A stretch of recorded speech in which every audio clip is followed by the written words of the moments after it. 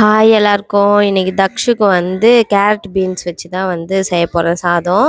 இதுக்கு வந்து கொஞ்சமாக அரிசி பருப்பு ரெண்டு மட்டும் நல்லா வந்து ஒரு 3 வாட்டி வாஷ் பண்ணிவிட்டு கொஞ்சமாக தண்ணி ஊற்றி ஊற வச்சுக்கோங்க. அதுக்கப்புறமா வந்து கேரட் பீன்ஸ்லாம் வந்து குட்டி குட்டியாக கட் பண்ணி வச்சுக்கோங்க. இதில் வந்து நம்ம என்னென்ன வந்து ஆட் பண்ணலான்னா கேரட் பீன்ஸ் வச்சு பருப்பு சாதம் அந்த மாதிரி ரெடி பண்ணலாம். அப்புறமா நான் வந்து பூசணிக்காய் போட்டு கொடுப்பேன். அப்படி இல்லைன்னா வந்து பேர்க்கங்காய் இல்லைன்னா வந்து கீரை சாதம் அந்த மாதிரிலாம் ரெடி பண்ணி குத்துன்னு இருக்கேன். எல்லாமே வீடியோ எடுத்து வச்சுருக்கேன். எடிட் பண்ணின்மே தான் கொஞ்சம் கொஞ்சமாக அப்லோட் பண்ணின்னு இருக்கேன். கூடிய சீக்கிரமாக உங்களுக்கு போடுறேன். அப்புறம் தக்ஷு கூட கொஞ்ச நேரம் விளையாட்டு இந்த மாதிரி வந்துடும் உங்களுக்கு. இது கூட வந்து ஒரு சின்ன பல் பூண்டு, அதுக்கப்புறமா கொஞ்சமாக வந்து பெருங்காயத்தூள், கொஞ்சமாக மஞ்சத்தூள், கொஞ்சம் துளி அளவு வந்து பெப்பர்லாம் போட்டுக்கிட்டு கூட பண்ணிக்கலாம்.